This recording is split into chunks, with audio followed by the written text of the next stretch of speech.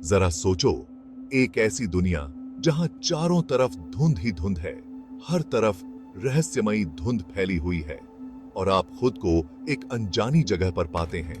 ऊंचे ऊंचे पेड़ हैं और फर्न से भरी हुई है। ये जंगल इतने घने हैं कि सूरज की रोशनी भी मुश्किल से पहुंच पाती है।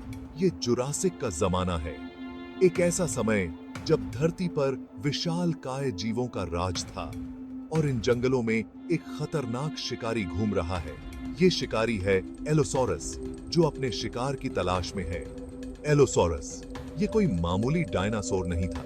इसके नुकीले दांत और तेज पंजे इसे और भी खतरनाक बनाते थे। ये तो जैसे बुरे सपने से निकला हुआ जीव था।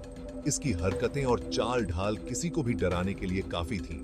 एक शिकारी, एक कातिल, ये अपने शिकार को बिना किसी दया के मार गिराता था। इसका नाम सुनते ही रूह कांप उठती है और उसकी वजह है एलोसोरस। इसकी दहाड़ सुनकर ही लोग डर से कांप उठते थे। मतलब एक अलग तरह की छिपकली। ये छिपकली जैसी दिखने वाली जीव अपने आप में एक अनोखा और खतरनाक शिकारी था। अलग इसलिए क्योंकि इसे तो बस डराने के लिए ही बनाया गया था। इसका हर अंग, हर हड्डी डर और खौफ पैदा करने के लिए ही बनी थी। जरा तस्वीर बनाओ, एक बहुत बड़ा जानवर, 30 फुट से भी ज्यादा लंबा। यह विशालकाय प्राणी अपने समय का सबसे खतरनाक शिकारी था, जो अपने आकार और ताकत के लिए जाना जाता था। इसकी खोपड़ी बहुत बड़ी और मजबूत, जिसमें धारदार दांतों की कतारें हैं। ये दांत इतने तीखे थे कि ये आसानी से अपने शिकार को चीर सकते थे। जैसे जैसे ये अजीब ढंग से भागता है, वैसे वैसे इसके शरीर पर बने कवच के नीचे की मांसपेशियां हिलती हैं। इसकी गति और ताकत इसे एक अद्वितीय शिकारी बनाती थी। एलोसोरस कोई भारी भरकम जानवर नहीं था। इसके शरीर की बनावट इसे तेज और फुर्तीला बनाती थी, जो शिकार के लिए बहुत महत्वपूर्ण था। हालांकि इसके हाथ छोटे थे, लेकिन उनमें मौजूद पंजे बहुत ही जानलेवा थे। ये पंजे शिकार को पगडीडी डेहने और उसे मारने के लिए आदर्श थे। इसकी एक एक पदचाप से जमीन हिल जाती थी। जब ये चलता था तो उसकी ताकत और वजन से धरती कांप उठती थी। आप इसे 1 मील दूर से आते हुए सुन सकते थे। इसकी गर्जना इतनी तेज थी कि दूर दूर तक सुनाई देती थी। और बेहतर यही होगा कि आप भाग जाओ, क्योंकि अगर ये आपके पास आ गया तो बचना मुश्किल था। जुरासिक काल विशालकाय जीवों का युग था, लेकिन एलोसोरस उन सबसे अलग था। वो सबसे बड़ा शिकारी था, जिससे हर कोई डरता था। जीवाश्म एक भयानक कहानी बयान करते हैं। उन भयानक पंजों से जख्मी हड्डियां, बर्बर हमलों के सबूत।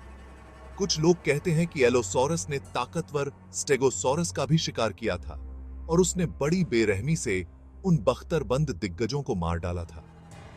ये सोचकर ही रूह कांप जाती है।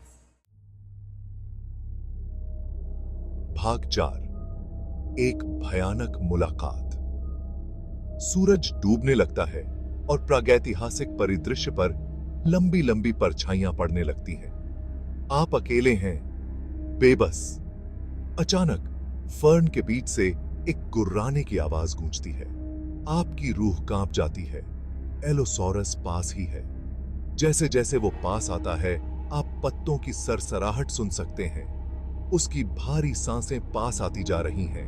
आप अपनी आंखें बंद कर लेते हैं और मन ही मन प्रार्थना करते हैं, जुरासिक का राजा आज रात शिकार कर रहा है।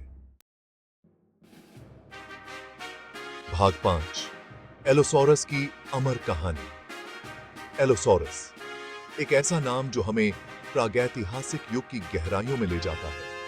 हो सकता है कि एलोसोरस अब इस दुनिया में ना रहा हो, लेकिन उसकी कहानी आज भी जिंदा है। उसकी दहाड़ और उसकी चाल आज भी हमारे दिलों में गूंजती है। यह हमें उस समय की याद दिलाता है जब धरती पर दानव राज करते थे और हर कोने में उनकी उपस्थिति महसूस होती थी। एक ऐसा समय जब ताकत ही सब कुछ हुआ करती थी और हर कोई डर के साए में जीता था।